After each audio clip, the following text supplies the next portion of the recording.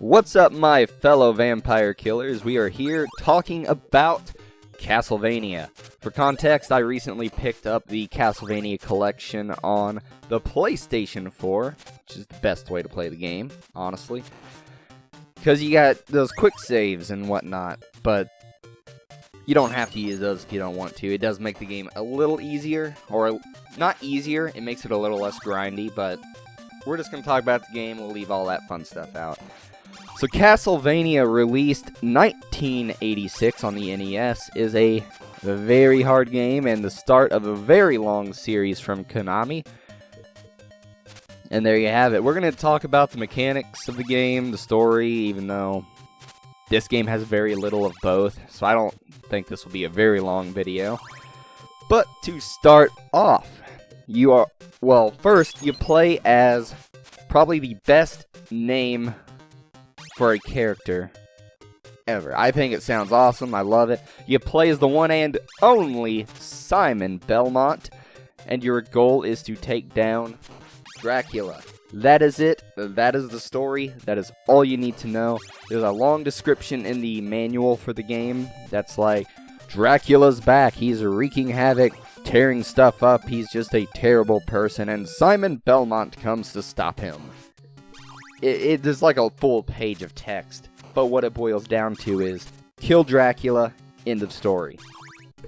Dracula equal bad. So, mechanic-wise, the game is fairly simple. You got your left, right on the D-pad, you got your up, down. It is an NES game. I don't know about the B and A because playing on the PlayStation I was using X and circle.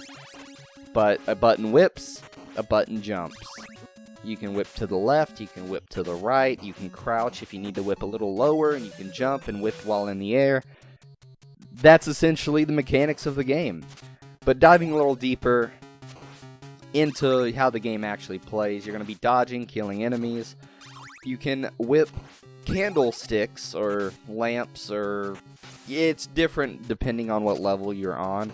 And they can drop hearts, they can drop upgrades, which increase the length and damage of your whip, and they can drop special weapons, whether it be the cross, or it's called a cross, but I'm pretty sure it's more of a boomerang. You got that, holy water, axes, daggers.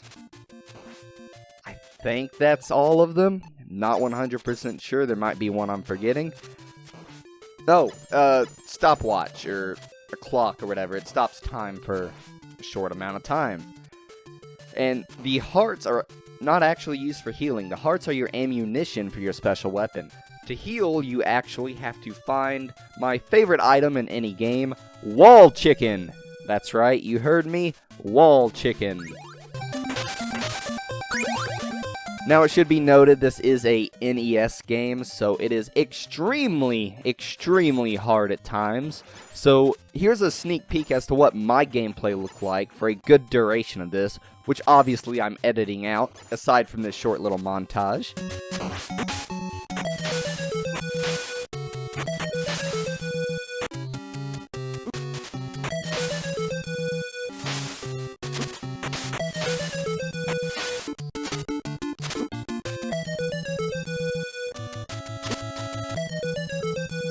So yeah, you're gonna die a lot. That's just how these older games work.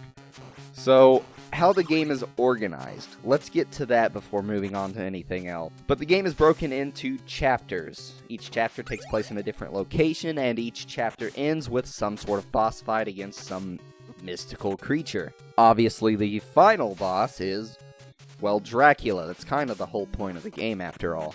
So each of these chapters are broken into, say, 2 or 3 sections. You'll know the sections. You go through a doorway. If you lose a life, you respawn at the start of that doorway, or start of the section, I guess you could say. If you lose all 3 of your lives and get the game over screen and you hit continue, what happens is, rather than restarting at that section, you get your 3 lives back and you start at the beginning of the chapter. So, unlike a lot of other NES games where you lose, you get to the game over screen, you start the game from the very, very, very beginning, Ghosts and Goblins. this when you restart the chapter you're in. So there is a good way to, keep you playing the game. You're progressing, you won't lose progress much. You can keep going forward despite hitting that game over screen, which is a very nice way to design the game, I feel like. So at the end of each chapter, you're going to have special bosses. Going with the lore of Dracula, this monster thing, has a lot of religious motifs in it. Like, one of your weapons is holy water. And that's sort of where they take their art style from. It's not a religious game, despite some people arguing that it is for some reason. It's strictly just the art style and the setting and the lore behind some of the monsters. So, at the end of each chapter, you have a boss fight, as I already mentioned.